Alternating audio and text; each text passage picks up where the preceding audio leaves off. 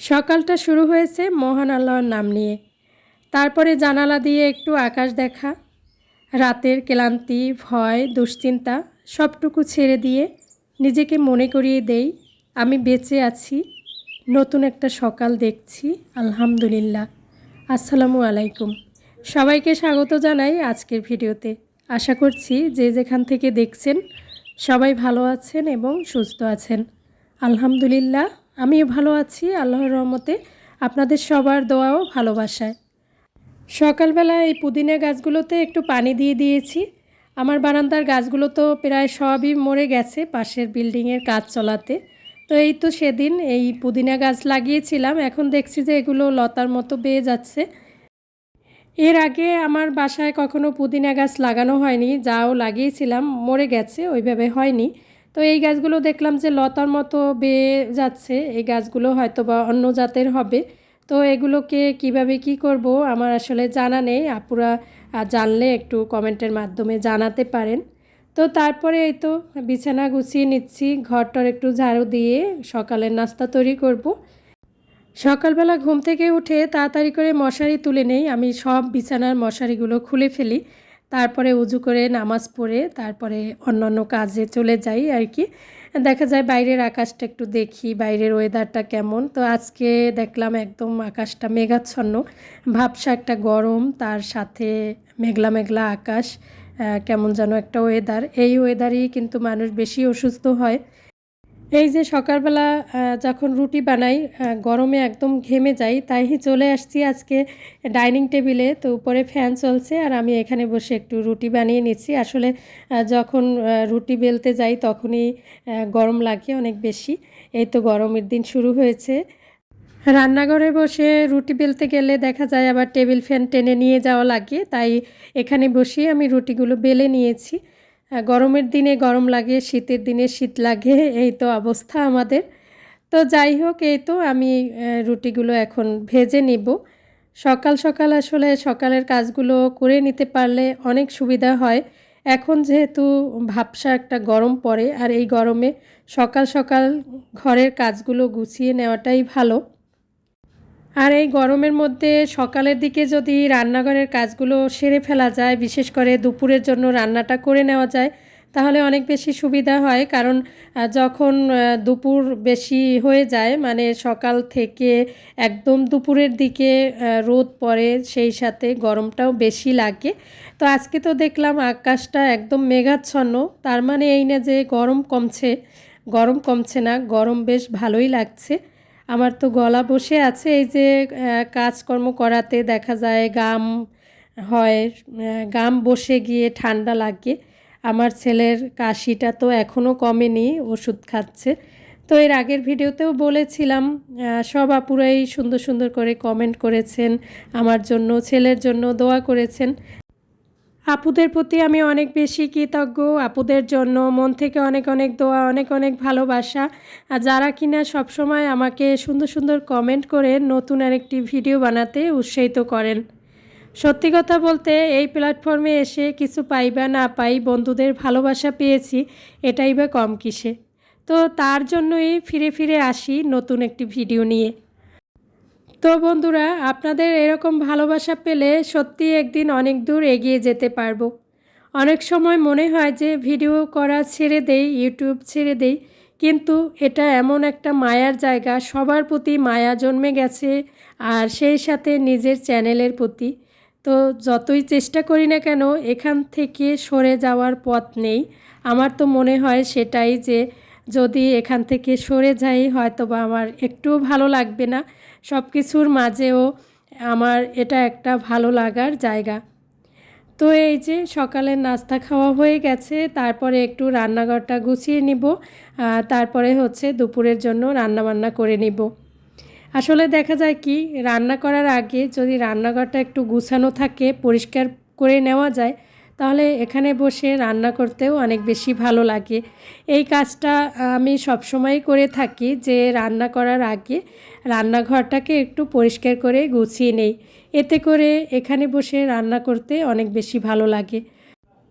তো এই যে ফ্রিজ থেকে মাংস নামিয়ে রেখে তারপরে কিন্তু আমি অন্যান্য কাজ গুছিয়ে নিয়েছি, একটু মশলা রেডি করে নিয়েছি। তারপরে এই তো মশলা মেখে কিছুটা সময় ম্যারিনেট করে রেখে দিয়েছিলাম। আর এই মুরগির মাংসগুলো একটু শক্ত টাইপের হয়, সেজন্য আমি প্রেসার কুকারেই রান্না করব। যদিও এই ভিডিওটা কিন্তু বেশ কয়েকদিন আগের, তো এডিট করা হয়নি বলে শেয়ার করাও হয়নি।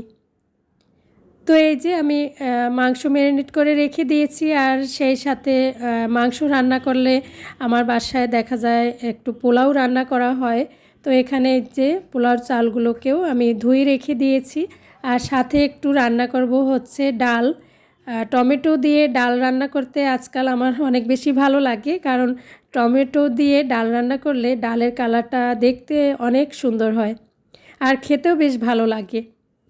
তো এই যে আমি কিন্তু মাংস বসিয়ে দিয়েছি প্রেসার কুকারে। এইভাবে মশলা সব হাতে মাখিয়ে তারপর প্রেসার কুকারে রান্না করলে রান্নার স্বাদ কিন্তু বেশ ভালোই হয়, নর্মাল হাঁড়িতে রান্না করার মতোই হয়। তো তারপর এক চুলায় আমি হচ্ছে পোলাও রান্নাটাও বসিয়ে দিয়েছি। আমি পানিটা যখন ফুটে ওঠে তারপরে কিন্তু পোলাওয়ের চালগুলো দিয়ে দেই। চালগুলোকে আমি তেলে ভেজে নেই না। অনেকে বলে যে তেলে ভেজে না নিলে পোলাও ঝরঝরে হয় না।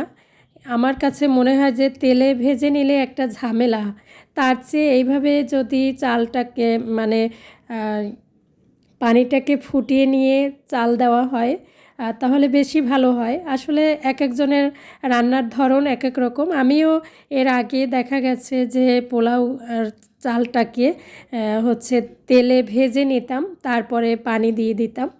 তো এখন আমার কাছে এইভাবেই সুবিধা মনে হয়, তো এইভাবেই রান্না করি। তো এই যে একটু কিশমিশ দিয়ে দিচ্ছি, আর দিয়ে দেব হচ্ছে ঘি। ঘি ছাড়া তো পোলাও একদম অসম্পূর্ণ। তো বন্ধুরা, এতক্ষণ ধৈর্য ধরে যারা আমার ভিডিওর সাথে আছেন তাদের সবাইকে জানাই অসংখ্য ধন্যবাদ। মন থেকে অনেক অনেক দোয়া, অনেক অনেক ভালোবাসা। যদি ভিডিও একটু ভালো লেগে যায় তাহলে কিন্তু একটি লাইক দিয়ে দিতে পারেন। আর নতুন বন্ধু যারা আজকে আমার ভিডিও প্রথম দেখছেন, যদি একটু ভালো লেগে যায় তাহলে চ্যানেলটিকে সাবস্ক্রাইব করে রাখতে পারেন। এতে করে যেটা হবে, আমি যখন ভিডিও দিব নোটিফিকেশন আকারে আপনার কাছে পৌঁছে যাবে, চাইলেই আপনি দেখে নিতে পারবেন। আর যারা এই কাজটি করে ফেলেছেন, সবসময় আমাকে সাপোর্ট করছেন, তাদের প্রতি আমি অনেক বেশি কৃতজ্ঞ। তো এই যে আমার রান্না হয়ে গেছে। সবচেয়ে সহজ রান্না হচ্ছে পোলাও, বিরিয়ানি, মাংস, এগুলোই আমার কাছে সহজ রান্না মনে হয়। তো প্রতিদিন তো এভাবে সহজ রান্না করা সম্ভব হয় না, তাই না? আর এগুলো তো প্রতিদিন খাওয়াও যায় না। শাক সবজি সবই খেতে হয়, মাছ, শাক সবজি।